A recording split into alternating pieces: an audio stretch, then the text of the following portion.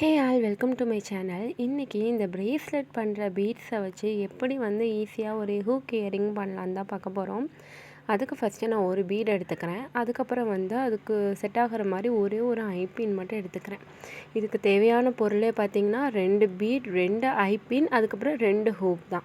அந்த ஐபினை அந்த பீட்ஸோட ஹோலில் நான் இன்சர்ட் பண்ணிவிட்டேன். நெக்ஸ்ட் ஒன் என்ன பண்ணணுன்னா, அந்த ஹூக்கை அந்த ஐபினோட எண்டில் போட்டு உள்ளே போட்டுடணும். நெக்ஸ்ட் அந்த ஐபின் நம்மளுக்கு தேவையான அளவு மட்டும் விட்டுட்டு மற்ற ஐபினை கட் பண்ணிக்கலாம். கட் பண்ணதுக்கப்புறமா ரிமைனிங் இருக்கிறத நம்ம ஃபோல்ட் பண்ணி விடணும். இந்த ப்ராசஸ் தான் நெக்ஸ்ட்டு ஹூக் இயரிங்க்குமே இருக்குது. நான் இதில் ஒன்று மட்டும்தான் மேக் பண்ணுற மாதிரி காமிச்சிருக்கேன். இன்னொன்று நீங்கள் ஜஸ்ட்டு ட்ரை பண்ணி பாருங்கள் ஒன்ஸ். அதுக்கப்புறம் இதை கட் பண்ணதுக்கப்புறம் இது நார்மலாக சிசர் வச்சே நம்ம கட் பண்ணிக்கலாம். கட் பண்ணதுக்கப்புறமா பார்த்திங்கன்னா இதை நம்ம ஃபோல்ட் பண்ணி விடணும். ஃபோல்ட் பண்ணி விட்டால் நம்மளுக்கு இயரிங் ஈஸியாக ரெடி ஆயிரும். அந்த ஃபோல்ட் பண்ணுறதுல ஒரு டெக்னிக் என்னென்னா, நம்ம அந்த ஹூக்கை அந்த ஐபினில் விட்டுருக்கோம் பார்த்திங்களா, லைட்டாக ஃபோல்ட் பண்ணிவிட்டு அந்த ஹூக்கை எடுத்து விட்டுட்டு அதுக்கப்புறம் ஃபுல்லாக ஃபோல்ட் பண்ணணும். இந்த ஒரு ட்ரிக் தெரிஞ்சுன்னா இந்த இயரிங் சூப்பராகவே வரும்.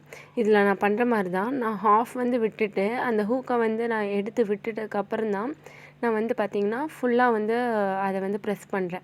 இப்போ நம்மளுக்கு இயரிங் ஈஸியாக ரெடி ஆயிடுச்சு. இந்த இயரிங் எப்படி இருந்துச்சு அப்படிங்கிற இதை நான் லாஸ்ட்டாக ஒரு பிக்கை அட்டாச் பண்ணியிருக்கேன்.